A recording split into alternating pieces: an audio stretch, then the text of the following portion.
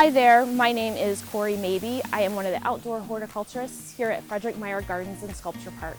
Today, we're going to be discussing spring gardening tips. So first on our list of perennials to cut back this spring are going to be the ornamental grasses. Now you can definitely do this in the fall, but if you've waited to do it here in the spring, that's no problem. What I like to do is kind of take my arm and pull it away, and then you can see where the old growth is, and you can just start cutting right into it. One thing I don't think people understand is that perennials are quite hardy and that you can really get in there, and the more you cut them back, the more they're gonna grow bigger and lusher for you this coming summer. Now we've finished pruning back our ornamental grass. As you can see, it's quite a bit smaller than it was when we started with. The rule of thumb with ornamental grasses is that you can cut them down basically as far as you can get them, and what that does is it allows the sun to reach as many of these shoots as possible so that you can get a full grass and not have any holes in the middle of it.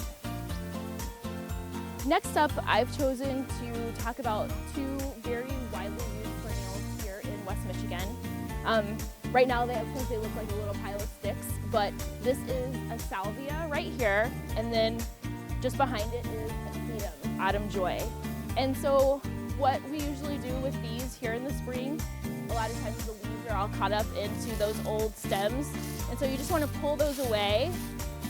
And I think one thing that gardeners don't really understand is that amongst all the tools in all of your gardening shed and your garage, the most powerful tools are your hands.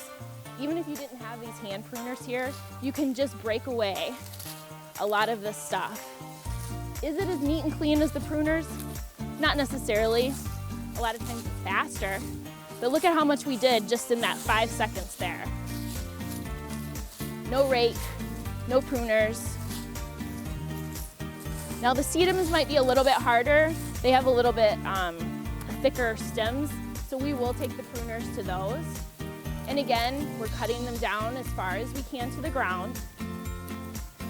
And one of the most important reasons that we're doing this and getting this all cleaned up is that this warm afternoon sun that we're getting here in the springtime, it will hit all of this new growth that's so close to the ground, and that's what's gonna really spark that growth here.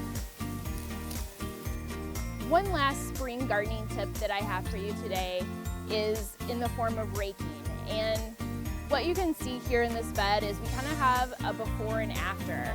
To my right over here, we have raked this bed, but as you'll notice, we haven't raked it clean.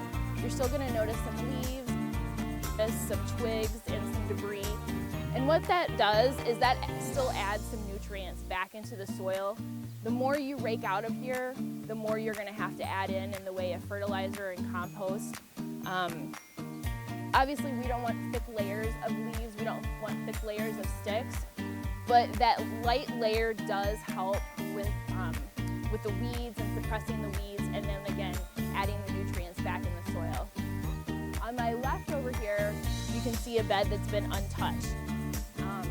There's still a lot of leaves caked into the iris here. So I was just gonna show you how I do a little bit of the raking.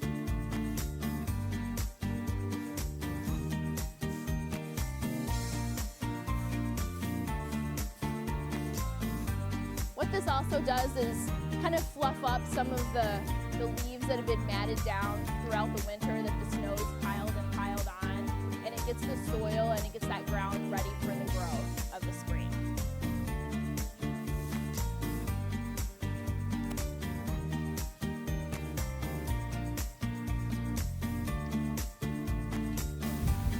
Thank you so much for watching our video on spring gardening tips. We hope that you find these handy in your yard this spring. Also, we hope to see you out here at Meyer Gardens.